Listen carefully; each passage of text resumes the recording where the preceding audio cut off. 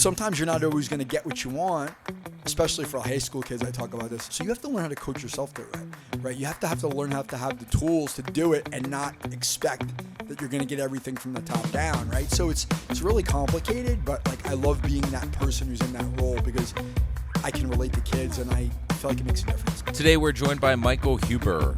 Mike is a certified mental performance consultant, an athlete, mentor, and founder of the Freshman Foundation podcast, which helps young adults and their families navigate the mental and emotional challenges of competitive sports and major life transitions.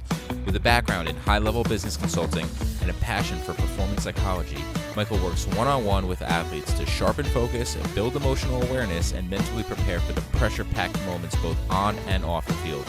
Today, we're diving into the mental side of performance, how young athletes can build confidence, resilience, and self-awareness, and what families can do to better support them.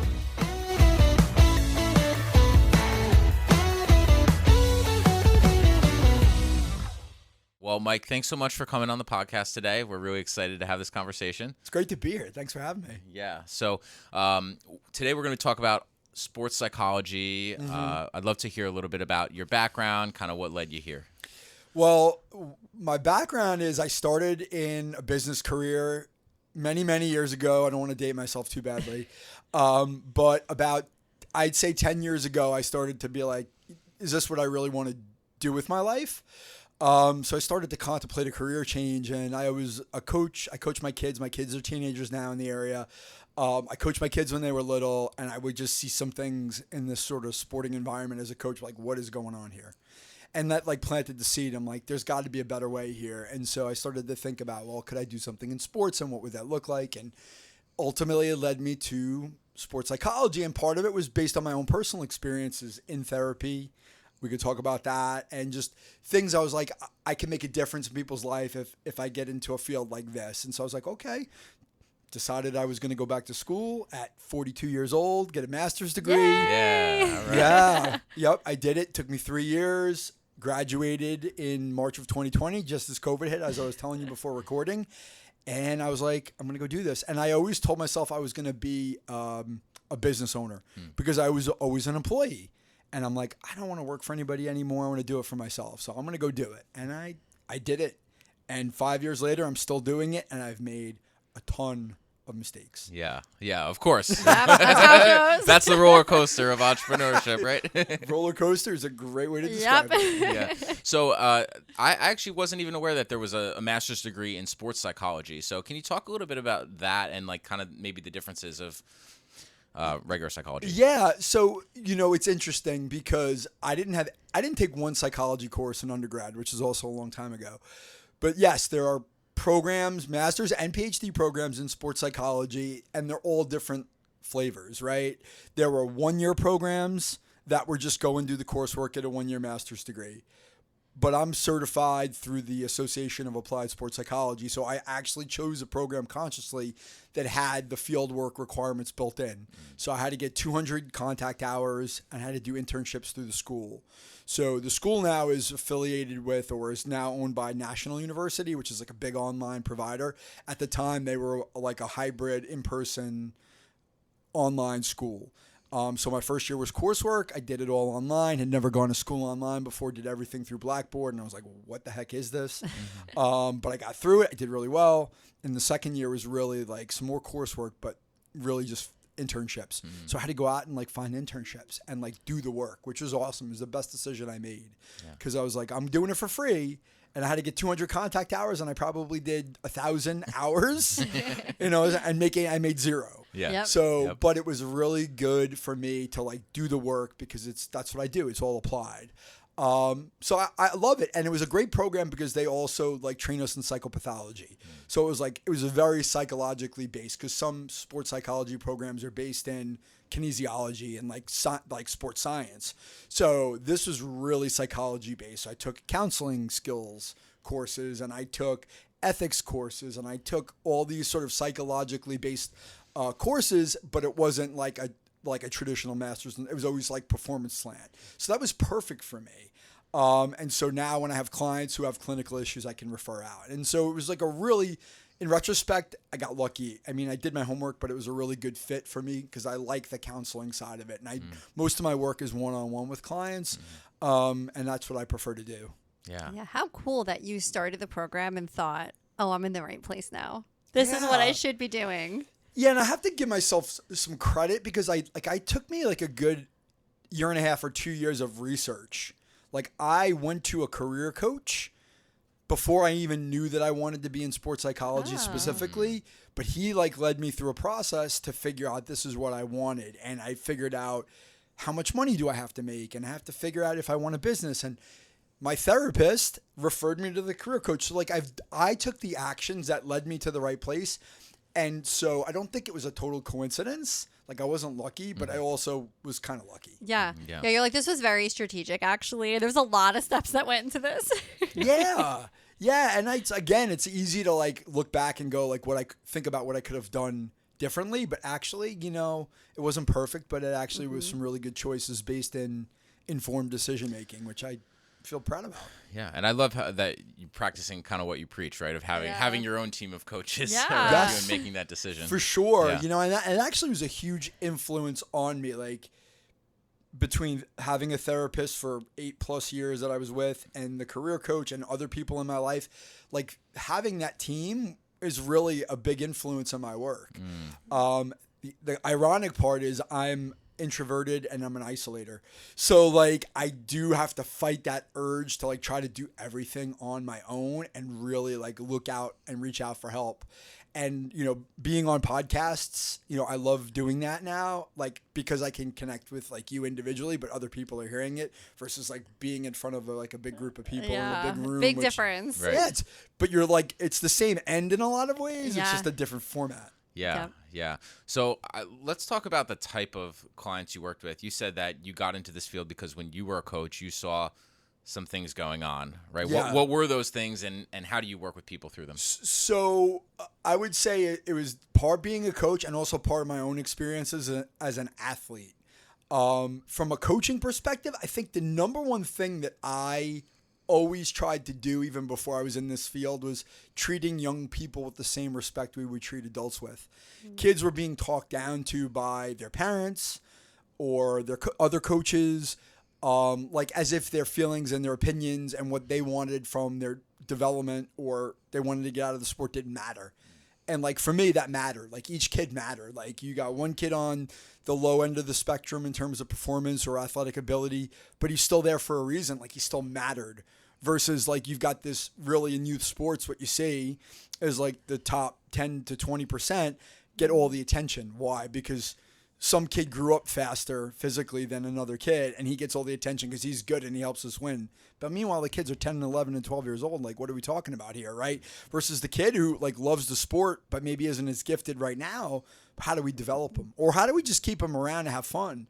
So like that's what I saw. So like for me, it was always about the individual. Like what does this person really need? What do they want? Seeing them for who they are, asking them questions, trying to help them and meet them at their level. Again, things I didn't really know like from a training perspective, but like they were instinctive. And then like when I think back to my own athletic experience, I was a really good athlete. Wasn't great, but I was good. But my parents had no clue. Like they were trying to pay bills. Like we did not have money. Like I didn't travel, I didn't have trainers, I didn't have anything, but I was still hard on myself. So I'm thinking to myself, I'm like, if I was this hard on myself when it was just me and nobody putting pressure on me, imagine what it feels like when mom and dad are just like either outwardly heaping pressure on you or like you're feeling that pressure subconsciously of like, I know mom and dad are spending a lot of money and a lot of time and energy and I feel like I'm letting them down, which is something that comes up in my work. So I really wanted to be in that role of like, helping that young person be seen, but also helping them be empathetic to the adult, which, like, hey, your mom and dad have challenges too. Your coaches are people too.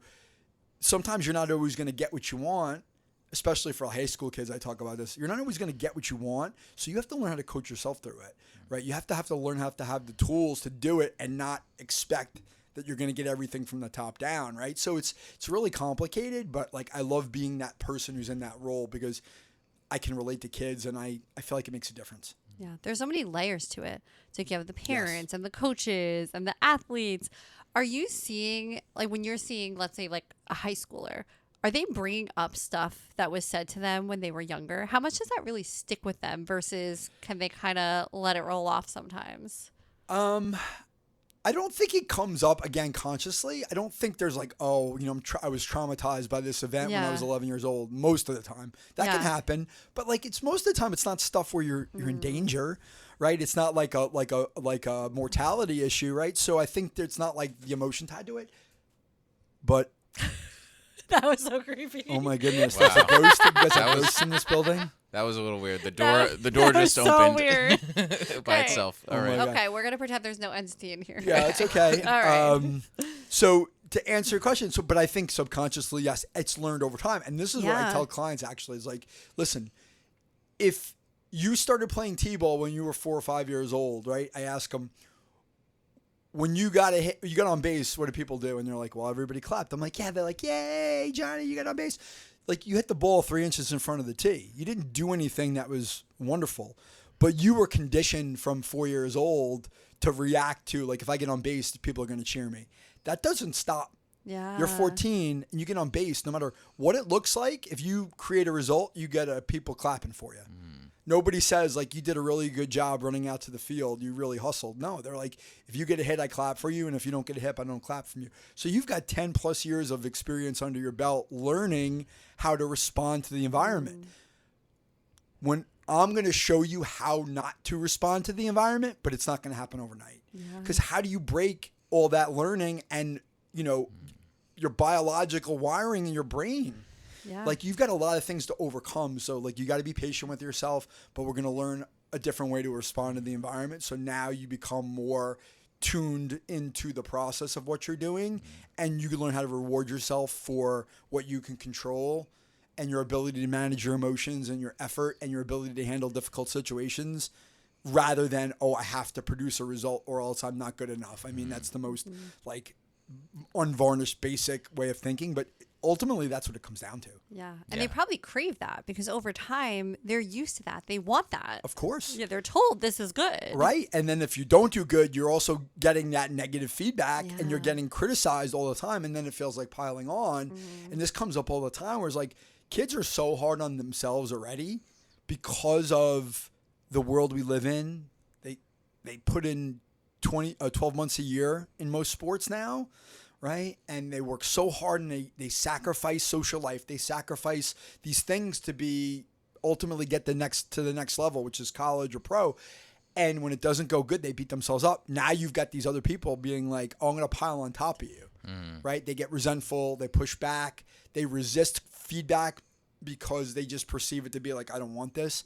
So it's like, it's just natural. It's so normal. I'm the same way in my life. Like, I try really hard. And when I don't get a result and if someone criticizes me, I'm like, yeah, that's a horrible feeling. Of course. Yeah. Yeah. So like I want to teach them how to respond, like respond versus react, right? You get the stimulus and you take a breath or a beat and go like, hey, how do I want to respond to this versus I react? Because I used to blow up at people like into my 30s. Like that's why I was in therapy.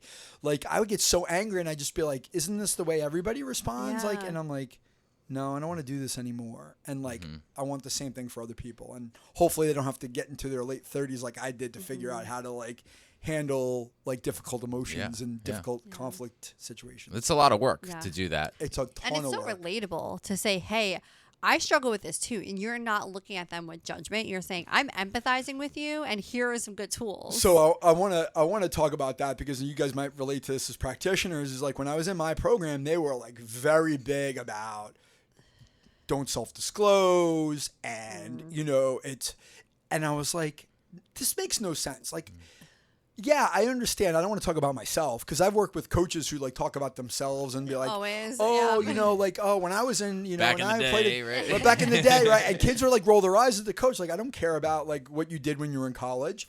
But at the same time, if you can self-disclose out of a place of care and you're sharing to like, one, normalize, but two, also to like humanize yourself so that they can see it's okay to be vulnerable, there's so much value in that.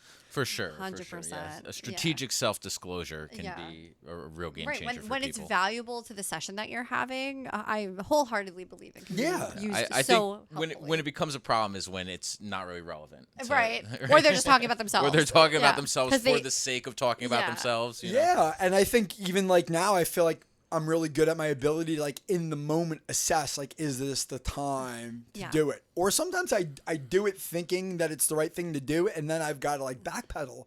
But I'm just like, okay, I'm not going to beat myself up. I thought I was going to go somewhere good with this, and then I realized maybe I'm just being a little bit self-aggrandizing here, and I'm just going to back up and keep going. Because ultimately, too, what I know is like, or I don't know if I know it, but like my opinion is, and I think it's based in fact, is if a kid knows that you really genuinely care about them first, you can work through a lot of stuff. If they Yeah. feel like you don't care about them, you're going to lose them. Yeah. Right. Yep. So I really go out of my way to establish that I care about you as a person first. I don't care. I tell them, I don't care if you do well on the field or on the court. I want you to, but I don't care if you do, because I want you to feel like no matter what happens, like you could still come back. Yeah. And it's not going to be based on Your I'm not going to be performance. judging you based on that. Right. It's like, hey, something went wrong today. That's okay. Let's figure out how we can make it better going forward. Yeah, and I love that like human over athlete approach, because they're probably just not used to hearing that or getting that in their everyday life with their coaches or with their parents who are. Yeah, I think the hard part too is for the adults is that the adults think that's what they're doing. That's their intent, and that's what they believe they're doing. Yeah. Right. But I think a lot of times the language doesn't match up, or the body language doesn't match up. Like the kids are hearing and seeing something different than what the intent of the adult is. Right. And the adults, I mean, I don't want to, this is not for me to beat up on anybody. I know how hard it is to be a parent because I am one. Yeah. But like, I think sometimes it's just like they lack self-awareness, or they think they know what's right, but they're also not willing to do the work. Yeah. So like, I'll just sort of talk about this. Like parents, a lot of time people will ask me like, oh, you probably have a lot of crazy parents that you deal with. And I'm like, the answer is 100% no, I don't. You know why? Because the parents who come to me have enough self-awareness to know that they've kind of reached the limit of their ability to help their child. However, I think there are parents who probably could stand to do their own work, and they don't necessarily want to do that, but they want someone to help their kid. But there's nothing wrong with that. Yeah. But I think, from my own experience being in a therapeutic environment for 8+ years, and more years after that, but I had one therapist for 8 years. It's like I really learned how to sort of deal with my own stuff first before I could help anybody else. I would have never been able to do this job helping other people if I was still in my own stuff. And I still have my own stuff, but there was a lot of things that were unwound, and I learned a lot of things about myself and how to handle myself that allowed me to do this job really, really well. Yeah. Well, first of all, good for you, because that is not easy to do. I know when you start that process, it feels so overwhelming. And then I know people hit a wall where they're like, why am I doing this? Why am I torturing myself and bringing all this stuff up? But to get to this point, to feel like you can help other people, to feel like you could feel a little bit of relief. And I think that, when parents are coming in, they're like, just help my kid. Like, I'm not here for me. So that probably really changes your treatment based on like the level of involvement from the parents. It definitely informs it, right? Yeah. Like it's clues. And listen, I don't do parent coaching yet. But what I do is I always take phone calls from my parents, and I build in parent sessions into my work, like check-ins and things. But like if a parent is frantic and they have an issue they want to talk about, like I'll take the phone call. Like Saturday, I had a phone call with a parent. Like I've been working with his son for about a month, and they're going through a bunch of really complicated, challenging stuff at a really critical juncture of his athletic career. And I was on the phone with the dad for an hour and 15 minutes, and I just listened to what he had to say, because the parents want to have someone to talk to as well. Yeah. And I think it's really important that you listen to them, because one, what they say is valuable to help their child, but two, they need it as well, right? Yeah. They probably aren't going to sign up for most of them aren't going to sign up for 8 parent coaching sessions, but they want you to hear them. Yeah. And that matters. And I think a lot of coaches, and maybe not necessarily in my space, but coaches in general, they don't want to deal with parents in that way. Not because they don't want to necessarily, but they've been burned because parents are there's just that dynamic. So it's like, I don't want to hear from a parent. Yeah. but you have to. It's so important. It's important. So important. Yeah. And I think by nature, maybe they're a little intense at times, but you are dealing with parents who probably really care so deeply about their kids 100%. that they're spending all this money on sports, they're Mm-hmm. investing in what their kid wants, and then they're seeking you out on top of that. So they have to be very caring, Of course, they attentive do. parents. Yeah, and I, like I said, I think parents come to me and they're like, I just don't know what to do. Yeah. And it's usually the last place they stop, by And the way. that's such a hard place to be in as a parent. I can't imagine. Yeah, like I don't know what else to Yeah. do. Now I'm going to hire somebody else. I've been hiring all these trainers. I've been hiring all these coaches. I've been doing all Yeah. this stuff. But really, none of that's the issue. Mm-hmm. The issue is that the way that they view themselves or the way they feel about themselves or the conflicts or the environment, they don't know how to handle it. And now Right. we're going to come to you and you're the last line of defense. Yeah, because athletics is more than just the physical part, right? It's a huge Yeah. piece of it is the mental. Yeah. So I'm curious, like when you're working with a student who maybe, also doesn't have the physical part of it, or you're mostly helping with the mental side, right? So how do you help students like manage expectations around? I would imagine a lot of people who work with you want to make a career out of this, go on to collegiate sports. Like, what percentage are trying to go pro? What percentage are just trying to enjoy their fun? Yeah, and not a lot of pros. And I've worked with professional athletes, and I've worked with kids who want to be professionals or kids who go to college who are capable of being professionals. But that's not normally it. It's usually high school to college is sort of the biggest issue. I've been doing this for 10 plus years. I'm in high school, and it's not necessarily framed this way, but it's like getting to college, to compete in college is sort of the greatest validation of all the work that I've done, right? I want to be different. There's 7% of kids, generally speaking, that go on to compete in college. They want to be. That's so Yeah. small. Yeah, it's such a small Very number, but small. everybody Yeah. wants it, right? Yeah. And so, I think in terms of managing expectations, there's a lot of different ways to do that. I mean, I think one is I always remind my athletes that they're human, meaning like you're not going to be perfect. It may not work out, but it's really the intent. It's the intention. It's the effort. What do you put into this? What do you control to give yourself the best chance to do this? And if you can look at yourself in the mirror and say you've done all those things, that's all you can do, because there's forces outside of your control that dictate whether or not you compete in college, right? But the last thing you want to feel is the regret that you didn't do everything you could. And a lot of kids say that. I want to compete in college. I see that a lot. And it's not my place to be like, well, do you really want this? Because like they might think they really want it, but the actions don't necessarily match up to it. So I have to sort of help them talk about managing expectations is like, let's think about the physical side of it even sometimes. Not like this is what you need to go do to get there, but what do you think you need to do to get there? Well, I need to work on this element of my game. Well, what are you doing to practice it? Nothing? Okay. Well, maybe we need to build some goals here to like build in a process goal. Let's talk about what you need to add to the equation that's really important to get better at this factor. If you're not willing to do it, that kind of tells me something about your motivation. Do you really want it? And for me, it's like, that's okay too. But like, you're going to have to also start to get them prepared, whether it's outwardly or just sort of behind the scenes of like, this might not work out the way you expect it to. So how are you going to handle it when it happens that way? Yeah, the 7% figure that you said, do you think that is because like students aren't getting into the programs, or is that just people, most I think people it's just don't a want gross to? number, right? Of Yeah. 100 kids who play high school athletics, only seven of them go on to compete in college. Some of them choose not to. I have a senior in high school. Okay. He didn't want to play in college. He like at one point was just like, nah, I don't think I want to do it. I just want to be a regular civilian. Yeah. Like we could talk about that. Like for whatever reason that hurt me. Like I was like, why doesn't this kid want to go to compete in college? I wanted to. Like you're good enough to do it. Like, but I'm like, that's his life. Yeah. But that's the other thing, is like, it's your life, it's your experience. And I talk to kids all the time about like every choice you make has a consequence. If you don't want to do this, that's okay. But there's a consequence that comes with it.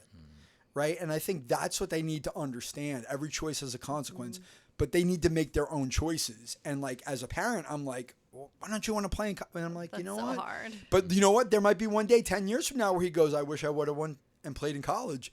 That's also not my fight. Yeah. Right? I had to live with those things. His I made a bunch of process. choices. Yeah.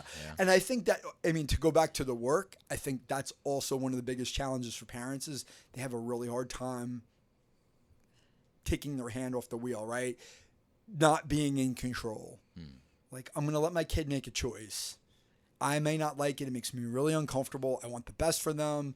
If they don't get to the next level or they something, I'm going to be perceived as a failure, whether I think about that consciously or subconsciously. And it's like, well, why did my kid play soccer in college? Because he didn't want to. Well, maybe I could have pushed him harder. Okay, maybe. But if I would have pushed him harder, maybe he would have quit 5 years ago. Right. Right? So, like, you know, there's so many different ways to look at it. Ultimately, it's all their experience. And I want the kids that I work with, my clients, to have the tools to deal with whatever comes their way. That's my kind of thing. Yeah.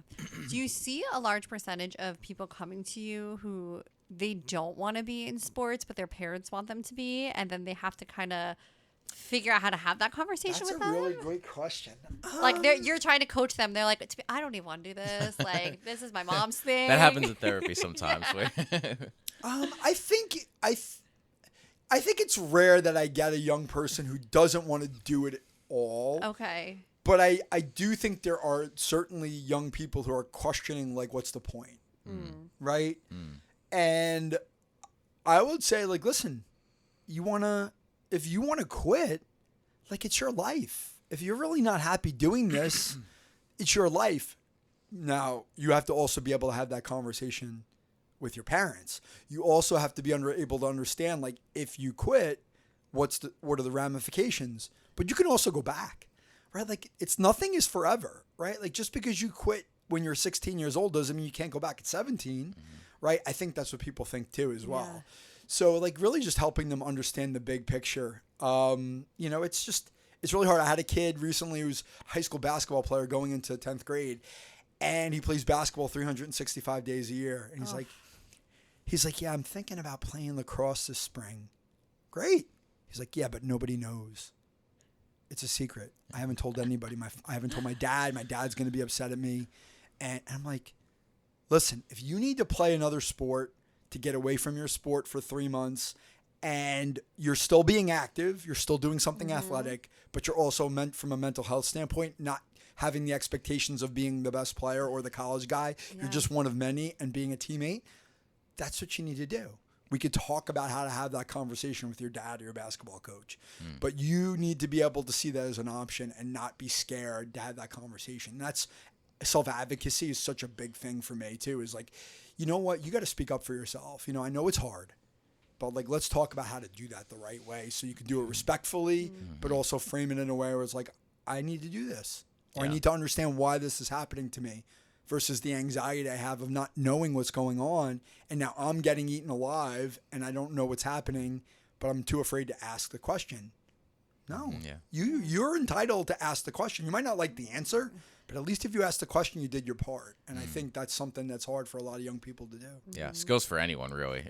And For skills anyone. for life. Right? That'll follow you forever to have Yes. those types of skills. Yes, absolutely. And those are things that I learned when I was in my 30s and 40s and not when I was 16 and 17 years old, which really shapes a lot of the work I do. Man, if you're learning that at 16, 17, it's You're a pretty superpower. You're set way up. ahead of the game. Yeah, It's a really are. superpower, you know? Yeah, for sure. Yes, Yeah. and I think it's true, and you know, I really, and again, to talk about the parents who sort of signed me up as a coach to their kids, I think they see the life skills. I don't talk about like being a life skills coach, but they see the life skills element to what we do, that it's so transferable to the rest of life that the investment they make in the process, it makes more sense. The return on investment's bigger. It's like, well, if my kid doesn't get to college or my kid doesn't become a pro, they're still going to know how to talk to an adult. They're still going to know how to manage their stress.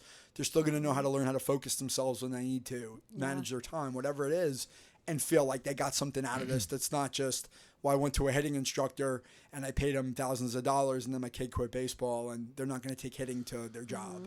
And they can cope better probably too if they Yes. don't get into the college sport, if they don't go on to do it professionally, because I would imagine managing that letdown is probably really difficult. Yeah, transition out of sport, whatever the reason, whether you choose it or you don't, whether it's an injury or you're cut or you just, like, that's really hard too, because it's such a big part of it's a bigger part of young people's identity Yeah. than it ever was because of the investments that everybody makes in it. So it's like, if I'm doing this 365 days a year, which literally kids are doing, and wild. everybody's paying for 365 days worth of sports, and then it stops, what happens next? Who am I? Yeah.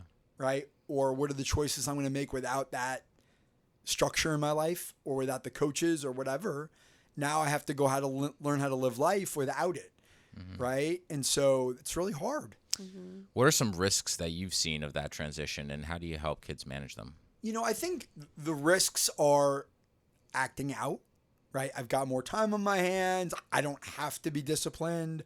I could just do whatever I want. I think some of it is just anxiety and depression. Like, what do I do with my time? Or like, my life, there's no point. I think it's helping them. Honestly, I think my role in that would be, coping, sure. But I think I would, if I could wave a magic wand, it would be like, let's talk about what's your purpose. What do you like? What's important to you in your life outside of sport? And we're doing that in the process of them being an athlete. Hey, what are the other elements of your identity? What do you like to do? I like to paint. I like to draw.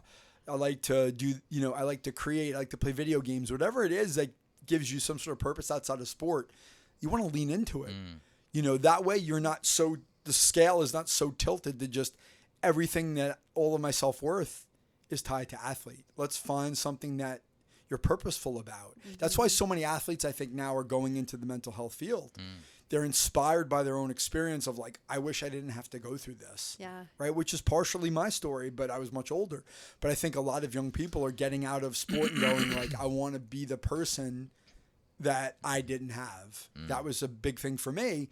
And I love it. Right. You got some 25-year-old kid who's like, you know what? Like, I want to help other people avoid some of the pitfalls that I could. And listen, I think what I'm learning about the process of change, right, the trans theoretical model is people have to be ready to change. So you might not meet them at stage 5. You might even at stage 2. But like, if you can move that change curve forward, right, like that's also valuable, right? Because they might get to the point 5 years or a year or 10 years later and go, okay, now I'm ready. Right. Versus like, I never moved that change curve forward, and I got to like crisis before I had to change. And I've had that experience in my own life where like it got to a point where like, okay, I'm at the bottom here, I need to change, versus like, hey, let's prepare for that, or like move it along so that we don't bottom out. Proactively, right? Yeah. And it's part of everyone's process of where they are when they start the journey. We also heard recently that a lot of ex-athletes will go into fields like being cops or firefighters, things where they can still have that team mentality, like so that they can still be like have the camaraderie. Yeah, exactly. Yep. Yeah, I think there is definitely that. I think also a big one. I think it's the competitive element. Athletes want that competitive element, so a lot of them go into financial fields like trading and things like that because it's very competitive and it's risk taking, right? The adrenaline. Yeah, and actually one of the things that I feel like I've uncovered a little bit in terms of some of the podcast interviews I've done as a podcaster is, I think entrepreneurship is almost like analogous to being an athlete. You're taking these risks for something that you're striving for, but you don't know what the outcome's going to be. And I feel like athletes can make really great entrepreneurs, especially if you have like a purpose. Like, hey, I really I'm passionate about this. I don't know where this is going to go, because that's what being an athlete is. Like, I'm going to put everything I can into this, and my fate is contingent on some results that are out of my control, but I'm still willing to do it anyway, right? Like, starting a business is like it's stressful. It's a roller coaster, but so is it being an athlete. Yeah. So, yeah, but I think being on a part of a team I miss that in my work. Like I do wish sometimes I had a team around me but I think it's about finding like-minded people. That's what makes sports great. Cause like when you show up on a team, in most cases, especially at a high level, everybody has a common goal and everybody's really like-minded. You might not see eye to eye with everybody, but you're there for a common purpose. And I think that's been hard for me personally, is like now I'm sitting here with like-minded people. And I'm really happy talking about something that I'm really passionate about, but not everybody is like-minded and thinks the way I do about sports. They think about it, no, I was raised this way. Parents, like, this is the way my coach raised me, and this is the way I was coached, so this is the way my kid needs to be coached. And, like, I've gotten away from that, and I could have gone that direction. Yeah, yeah.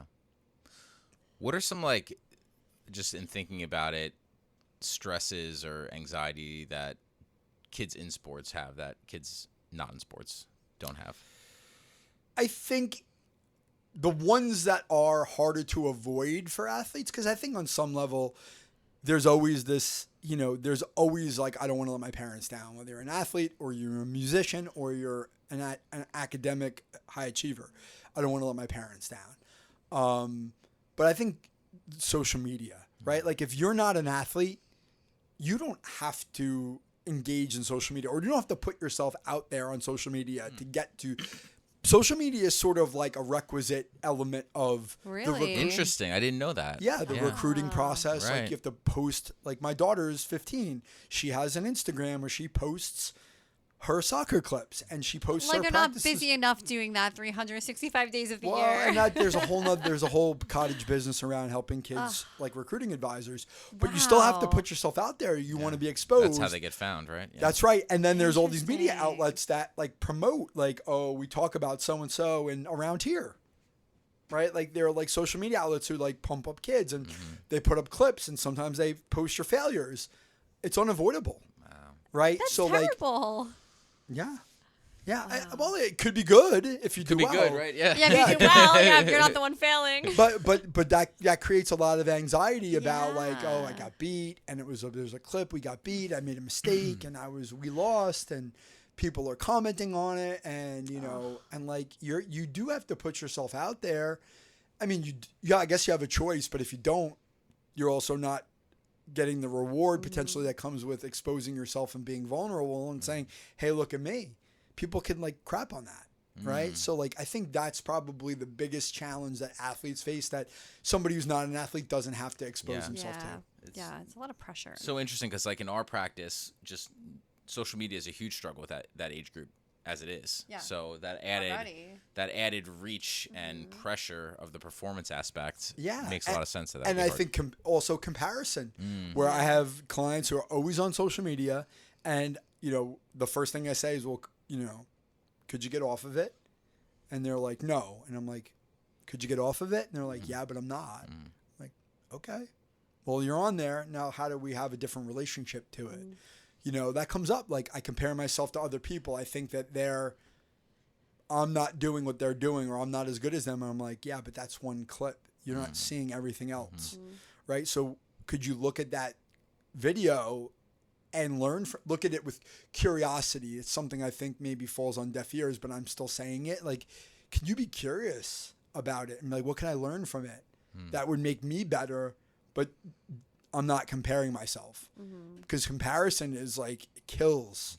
It's like, well, I'm not doing it. I do it. I talk about self-disclosure. I have a kid. I was like, listen, I compare myself to other practitioners. Like, they've got 10,000 followers and I've got 2. And, they've got 1 million views and I've got 5,000, and I'm like, what are they doing that like I'm not doing?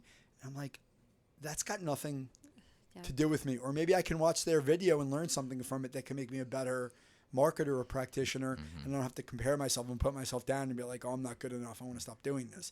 So we can all learn from that. So like, I've really tried to be balanced about it, but it's a lot of pressure. Yeah. It's a Well, that lot of pressure. mindset shift, that can make such a difference. I'm comparing myself to them. Why am I not as good? Versus, well, what can I learn from that? Yeah. Because I admire this person and Yes. I want to be more like that. But that's got to be so hard when you have teens. Their brains are still developing. They're like conditioned to compare against each other, even just in school. It's like adding fuel to the fire for them. Yeah, their brains, like, right, their executive functioning is just not there yet. And that fear of like, what's wrong with me, or I'm gonna miss out, or I'm not gonna be able to do this, like, just sends them into a tailspin, and I think, you're obviously, you can't fight, you're not going to change the biology, right? It is what it is, but you can plant the seed to be like, hey, if you think about it just a little bit differently, like, one of the pieces of feedback I've gotten consistently over years of doing this is, you've helped me change my perspective. And I think if that's the outcome of the work that I do, I'm good. That's everything. Yeah. Your perspective is everything. If you change my perspective on this, I'm seeing it as more fun. I'm seeing it as more of a growth experience. I'm not being as hard on myself. Like, am I perfect? No, but my experience is better, which ultimately leads me to perform better because I'm not putting as much pressure on myself, or I can shift my perspective in critical situations and not be like, oh my God, you're terrible. You're the worst player ever. Like, you got to, produce a result here or you're screwed. It's no, hey, it's one at bat. I can take a deep breath and I can just go out there and shift my perspective and be like, if I fail, it's okay. It's not going to change my life trajectory. I just need to learn from it and go forward and reflect and do better next time. Mm-hmm. If they could do that, I'm good. That's major. Yeah. I'm good. That's so major for them to learn that. And yeah. Like we were saying before, and to learn that at such a young age is just so valuable. Yeah. Yeah, and I think it's hard. It's hard because also I'm with them once a week at best in most cases. Yeah. Then they're going off for the other 167 hours of the week, and they're surrounded by the people they're surrounded by. And they've got to learn how to navigate that and come back and be like, okay, here I got this one voice that sounds different than the other hundreds of voices around me, but I have to like tune into that voice better. That's hard. Yeah. Yeah. So go ahead. How do you help equip kids do that once they leave session? Well, I'm big on planning. So I'm big on thinking about what they can do in those other 167 hours that will allow them to get into the routines and habits that will allow them to sort of be intentional about what they want to do coming out of a session. I encourage them to communicate with me in between sessions, which I think maybe is a little bit different, but I just know that it's out of sight, out of mind. So it's like, you can communicate with me even if we're not in session. 99% of the kids don't, but I will, assuming we're at that place where everybody's comfortable with it. The kid's comfortable, parents are comfortable. I'll drop a kid a text. Hey, remember what we talked about today, or you have good luck tomorrow. Remember to do A, B, and C, just to kind of keep it top of mind. But helping them develop a plan. What are you going to do? Tell me at the end of a session, tell me what you're going to do this week, or tell me what you're going to do before that game, or tell me what you're going to do when you get off the call right now. And then I have to sit with that and go, okay, I can't do it for them. Right. And I want to do it for them because I want them, not only do I want them to be able to be better, but selfishly, I also want them to get good results so that I can keep doing what I'm doing. And I have to fight that urge as well. Be like, you know what? They're going to go on their own. They're going to do whatever they're going to do, and they're going to learn from it. And maybe I didn't give them the right answer. That's okay too. Like, I'm not perfect. And I've got to also coach myself to be like, hey, you did the best you could. Your intention was good. You didn't say anything nefarious. You didn't put them in danger. You gave them good advice. Whether they choose to take and apply that advice, not up to me. Maybe I could do it better next time. And then I have to reflect on it and try to be better the next time I see him or somebody else. And that's just a process. I have to be okay with that. Well, it's the same thing that therapists go through. You have a session, you want what's best for your client, Yes. and if you could, you would do these things for them. And sometimes they come back the next week and they're telling you, you know what, I didn't do what we talked about, and this was the result of that. And yeah, I mean, we go through it too. We want what's best for you, but we can't do it for you. Yeah, and I'd be curious, to hear from you guys, actually. I think one of the things that I wouldn't say struggle with, but I'm definitely very conscious of as a practitioner is challenge, right? You want to be able to challenge your clients, but I'm also very sensitive to, if you challenge somebody before there's the trust that's necessary to challenge, you could also send them in the wrong direction. So I'm really I'm very big on sort of just really trying to gauge, is that relationship at a place where I can really push them a little bit harder versus oh, okay, I suggested something and you didn't do it. I'm not going to beat you up for it. I'm not going to challenge you harder if you didn't do it. But sometimes I will. If I'm with somebody for an extended period of time, I'm like, hey, why didn't you do it? Okay, well, I forgot. Okay, well, let's really work on trying to do it differently next time. How are we going to do it, right? So pushing them a little bit harder. But I feel like if you push somebody when they're not ready to be pushed, you can also send them in the opposite direction. Absolutely. It's okay. And I think it depends on their personality too. We see this in therapy a lot where there's personality types that they need to be challenged. Yes. They want to be challenged. And then there's other people who you have to be a little bit lighter with. You're like, okay, I can hold you accountable, but this is going to take a little bit more time. You need a little more sensitivity. You need a little more softness. You need a lot more empathetic conversations before we get to that point where other people you can really push back on. I think when you build that rapport, you kind of learn, okay, who can I do this with and who can't I do this with yet? Yeah.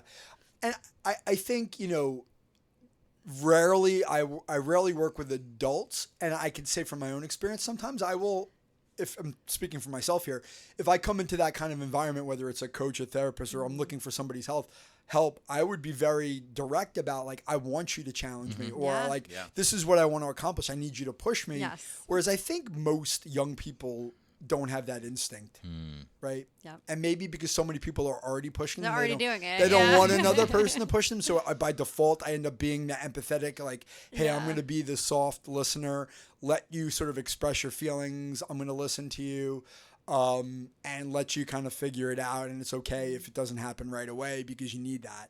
But there's also balancing, what are the parents' expectations? So I always tell them I'm not, I preface my work by saying I'm not a magician. I don't have a magic wand. Yeah. You might not get results right away. And your goal might not be the same as your kid's goal, which that can be a problem sometimes. For sure.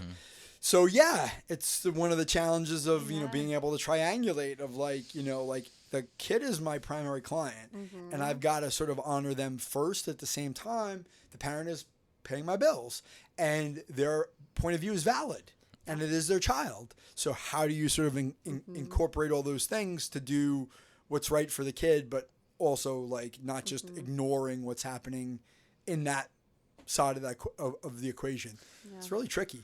Yeah, that is tricky. For parents who have kids in sports and are noticing that their kid's struggling mentally with some things, I guess, how can they determine who to go to, right?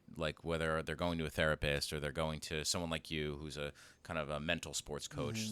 How would you help a parent who's kind of struggling navigate that decision? Well, I think even before I would get there, the advice, if someone asks me for advice, a parent, what should I do? The number one piece of advice I would give them is ask more questions, right? Rather than telling, ask your kid what's going on, right? What's going on? How are you feeling? Is what's bothering you happening outside of sports, right? That would be the determining factor for me, right? If sports is bothering you and it's only in the confines of sports, that 24-hour period, maybe it's a couple of days. But if it's becoming something where the kid can't function in normal life because of sports, then I'm probably not the guy to do that. Now, we've talked about this before we started recording. Sometimes parents take their kids to a clinical, practitioner or a therapist, a counselor, and there's not a connection there. Would I take on a kid in that position? Yeah, I have. But I would also have to say, hey, listen, I can only do so much, right? And I've actually been in the position, we didn't really talk about this, but I've actually brought up the subject of medication with kids, and I've made that mistake. Not to promote it, but just to say, to consider the options. Yeah. And I've had parents say, no, don't talk to my kid about medication. I learned this really early on. I was like, yeah, that probably makes sense. But I wasn't advocating for it. It was just the idea that hey, if your life is so challenged right now that you can't focus or think straight or whatever because you have ADHD, but you're not medicated. Because a lot of people will say, oh, my kid has ADHD, but they're not diagnosed. Well, if they're diagnosed, they probably need to think about, at least consider a medication. Yeah. So it's those kinds of things, right? So but I would go back to questions. Ask your kid the questions. Get the story from them. Let them tell the story so you can collect the information as much as it might be hard to hear what your kid's going through. But that way you can rely on them, because if they're telling you the truth, which you have to assume that they are, then you can really point them in the right direction, and then the kid can feel okay, I'm in the right place. Yeah, I think parents can be surprised by if you actually sit and have a conversation with your teen and really show them that you don't have, the only ulterior motive you have is that you care about them and you want them to feel better, that they will eventually open up. And it might not be the first time you sit down with them, but they will eventually open up to you or try to connect with them in other ways. They'll let you into their life. It just might not be the way that it looks for you. Yeah, exactly. On their timeline, Yeah. right? Their change process. Like, I'm ready, right? Now I'm ready to get help, right? Like, to try to force someone to get help when they're not ready to change, Impossible. you Yeah. might as well light your money and your time on fire 100%. because no one's going to want to be there and it's not productive. Yeah. I think the best tip for someone who has teens, if you really want to know what your kid is into and what they're up to, ask if you could sit and scroll on social media with them. I just want to sit and scroll on TikTok with you. It's actually really good advice. And they'll just sit and they'll scroll and you'll be like, oh, that's what's on your algorithm. Okay, that's what you're into these days. Okay. And you'll be so shocked at what you can learn about a teen by going through TikTok with them. And it's probably the opposite of what a parent thinks that they should do. But listen, the reels that they're sharing with people, or I'm sorry, the TikToks they're sharing, that speaks way more volumes than what they're verbally telling you. Absolutely, right? Like, and I think as parents, we're probably scared to know. 100%. You I hesitate, can tell you, right? I don't want to know, wanna right? know. Because if I know now, I have to one, know that this has been going on, and two, now Yeah. maybe I need to do something about it. But it really is like you'd rather know and have that open dialogue Yeah. with your kids and Yeah. know what's going on, so that you can Yeah. you can meet them where they're at, right? Yeah. Just Yeah. as a practitioner would. But it's hard as a Yeah. parent because you're so. It's not a. It's Yeah. such a conditional relationship. Yeah. As much as we don't want to believe that, Yeah. our love is unconditional. It is in some ways, but some ways it's not. Just Yeah. because we have to function in this under the same roof. Yeah. And like, what is your values as an adult are different than your values as a teen. And I think Yeah. sometimes as adults, we want to push that on teens.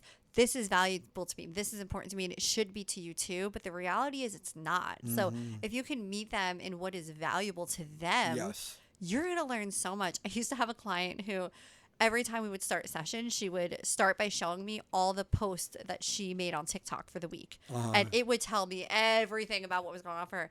And one time the mom sat me down and was like, you're supposed to be doing therapy with her. I don't want her on social media when she's with you. Like, that's not what she's here for. And I'm like, and I had to explain to her, no, I'm learning Why? so much about her and the conversation starters that come up. Oh, who is this person that was in this video? Why did you choose that audio? Oh, can you relate to this issue that's going on? And like, the parents were shocked because they're like, you're not doing therapy. You're scrolling on TikTok. And I'm like, no, actually, like, if you look at this, It's learning about my clients so I can help them better. so Yeah, much, so much. So I feel like meeting teens where they're at and what's important to them, I mean, Yes. that can change so much. Yeah, I mean, from a teen's perspective, like, that's a bid for connection from the parent, Yes. and what does that say to your teenager when their parent comes to you and says, hey, like, let's scroll together. Yeah, you might not like what you see, but that's what you do with that information is up to you. But here's the thing, right? In some ways, like, social media is a microcosm of what they're going to experience in the world when we're not Absolutely. there.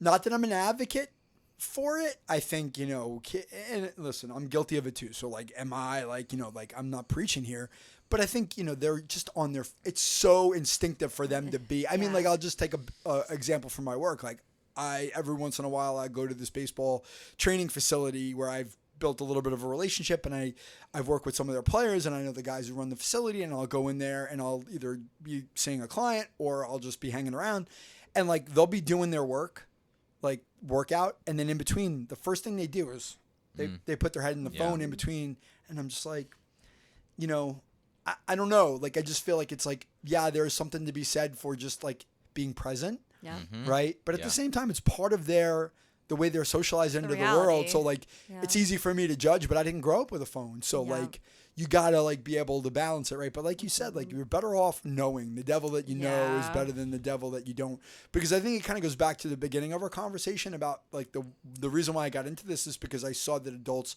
weren't respectful of young people as humans. Yeah. Right. They just, showing interest in what they're interested in, even if you don't necessarily approve of it, is better than, judging them or ignoring it. Yep, 100%. It's like, be curious and then don't react right away. And that, I think it's so hard because when they show you something, you want to be like, give me your phone. You're never going to post again. You want to really react to it sometimes. Don't react. But sometimes you'll be pleasantly surprised. Like, oh, I didn't know they were into this. I didn't know they were friends with this person or whatever it is. I didn't know they were listening to that type of music. And what you can learn is, you want to connect with your teens. And Yes. that's why they're bringing them to you, because they care so deeply. Yes. It's hard. I mean, and listen, one of the most common things I hear from parents is like, whatever I say to them just like falls on deaf ears, right? Because I'm their parent, which is true, right? Like you could talk to your blue in the face as a parent and you could say all the smartest and right things. Yeah. And they're just like, nope, I'm going to do the opposite. Why? Because you're my parent. Yeah. Okay. Yeah. And, like having somebody else to talk to. And again, this is maybe self-serving, but it's a credit. I give credit to the parents who come to me who acknowledge that, hey, I've kind of reached the limit. And I trust you enough to be that conduit to my child, to be in some ways a mentor, some ways to be a coach, to be that voice that they need in their head that sounds like mine but isn't mine. Yeah. And that's a real privilege to be able to be that person. I take that responsibility really seriously. It's a really cool role to be able to serve in. Yeah. Yeah, you're so trusted by the parents because they're trusting, okay, when I'm not around, how are you speaking to my kid? What are you teaching them? So it's like with our clients, whether they're adults or teens or kids, we always say like it is such an honor and, there's so much trust there and it's a really special bond. Yeah, it can be a really special bond. I mean, not every client relationship is different. They run the gamut to very, transactional, right? To like transformative, like these really long-term, deep connected relationships that expand way beyond the intended, hey, you need to help me with my mental game so I could be a better athlete. It turns into decision making and handling social situations and just talking about things that are much bigger than just the performance on the field, which frankly I love to be able to talk about, and it's a really cool place to be and not, it's not for everybody. Yeah. No, that's okay. If you were to build like a dream team for parents who were seeking that for their kid, right? Like who would be on that dream team to maximize performance? In terms of just like the general just role? If you're a parent trying to get your kid to successfully navigate high school athletics into college, who needs to be on that team? I mean, I think it's vetting the people finding the people that really genuinely have your child's best interest at heart, right? There's obviously functional people. They could be physical trainers because most kids have a physical trainer, but have a physical trainer like a strength and conditioning trainer or a fitness trainer that has your kid's best interest at heart. Finding the program, the travel program. I mean, high school you don't really control, right? But you do choose where your kid competes as as a travel athlete in some sports. Find out what the program's development philosophy is. Is this coach really caring about my kid or they just want to win and lose so they can post on social media to market, right? Is this about my kid first or is this about the results? Just finding those people that genuinely care because that's what's going to lift your kid up, right? You can find the smartest person in the world who knows everything about training or strength and conditioning or nutrition, but if they don't understand your kid, then whatever they're gonna suggest to them may not be the fit of meeting them where they're at. That's what I want, from my kids. I want the people who are gonna see them for who they are and really meet them. And I've had some really good experiences with coaches along the way for my own children who like really genuinely cared about my kid and were hard on them at times, but came from a place of like, I want you to be your best. And that's what I want for my children. Yeah. To dive a little deeper into that, like what are some questions that parents can ask if they're interviewing like a coach or some kind of professional to determine that? That's a great question. I think, the generic ones are like sort of what's your development philosophy? What do you value, right? What's your, playing time philosophy? Try to get like sort of like the big picture, but then maybe even ask them about situations like if this were to happen, like how would you handle it, right? I know my child struggles in this situation. Like how would you deal with this? Or like my child wants to play in college. What's your approach to that, right? Really trying to like, you're never one of the things I've learned working with high school athletes who want to compete in college, it's the best example I could give, is like in the recruiting process, you're getting sold to a certain extent. We want you for your ability. And so a lot of times we're going to tell you what we think you want to hear to get you here. You're never going to know for sure whether or not what they're telling you in that sales pitch is valid or not.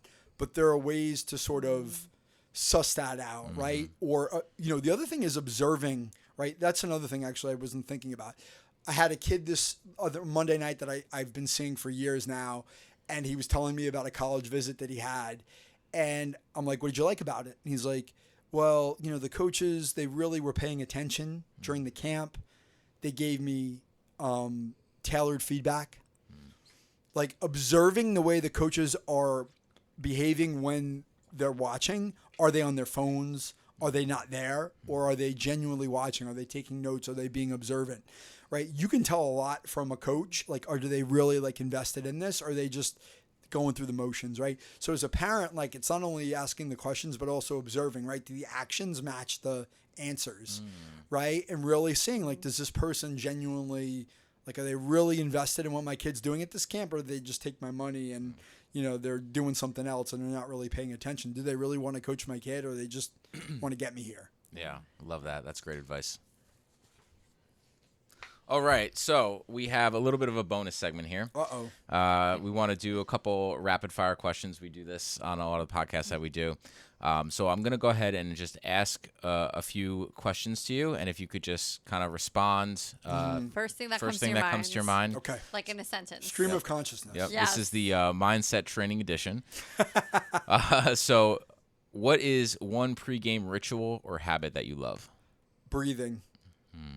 Just close your eyes and breathe. You don't have to meditate. Just close your eyes and breathe and slow your heart down and be present. Love that. Love that. Awesome.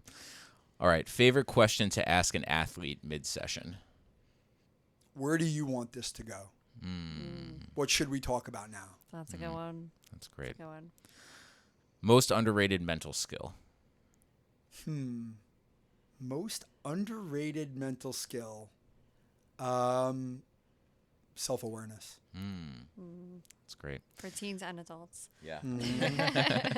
All right. And a piece of common advice you wish athletes would unlearn?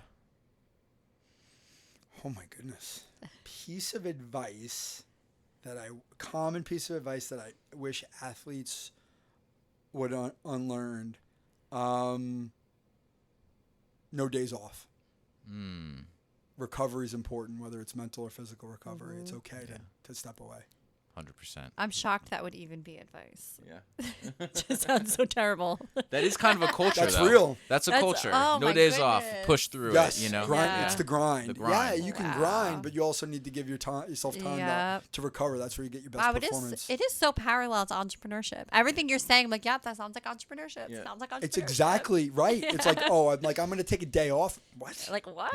Yeah. Don't watch Grant Cardone on your day off. Don't do that. Yeah. All right. Now I have another section here, mental skills breakdown. Okay. So what's the difference between confidence and self-trust?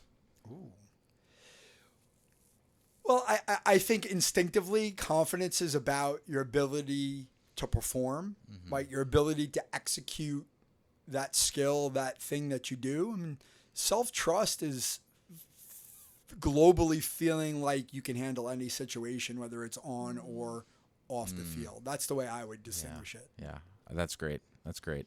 How would you define emotional regulation, and how does it impact in-game decisions? Emotional regulation is really about self-awareness and identifying your feelings. Like, let's take out the feelings wheel. What am I feeling right now, and does it serve me? Right? If I can identify the feeling I'm angry, and does it serve me, and the answer is no, then I can make a choice to move forward. That's what I want. That's why I ask athletes to practice mindfulness, so that they can become aware of their feelings and then determine, is that feeling valuable? Is it valid? Is it valuable? And then I can move forward, because when we get angry, we just think like, I'm angry, I'm going to play angry. I'm like, that can work for you in certain instances, but it's not going to be sustainable in most cases. It's going to start to backfire, because you can't you can't operate on anger in the long term. It's too emotionally taxing. Yeah, And yeah. it's going to skew your judgment. Such a close connection between what we're feeling and how we're acting. It's great. All right, last one. Visualization versus positive thinking. What's more effective and when? By default, I'm going to say visualization because to me, I'm more of a neutral thinking person than a positive thinking person, because when I talk to athletes about positive thinking, I'm not against it. But affirmations are going to backfire if you don't believe them. There's research to back that up, and I really do believe that to be true. Visualization is about seeing what you want to do, but if you don't see what you want to do, you can also see the response. Right? If I think positively and I don't perform positively, I'm going to beat myself up. If I see myself doing something positively and it doesn't happen, I can also see the response to it. How do I respond to it? Right? It's much more 3D. That's good. Yeah. Good. That's great. So this has been a really good conversation. This is such a good conversation. What is next for you, and where can people learn more about you? What's next for me is I'll get up and I'm going to go coach more athletes Yay! today. I just, I'm building my practice, and I love for people to reach out. The best way to reach out to me is on my website. It's michaelvhuber.com, and you can subscribe to my newsletter there, which I try to share the realities of mental performance coaching in my emails to see, so people could see really what it looks like, because I think sometimes there's misconceptions. Yeah. And listen to your podcast. You have a podcast. Well, listen yourself, to my right? podcast. It's called the Freshman Foundation, which is really geared towards athletic transitions, understanding how to navigate changes in athletics, whether it's high school to college out of sport, or anything in between. Cool. And if people want to find you on Instagram, what's your handle? Michael V as in Vincent Huber. Awesome. This was so good. Thank you so much. Thank you for having me. This is great. I really appreciate it.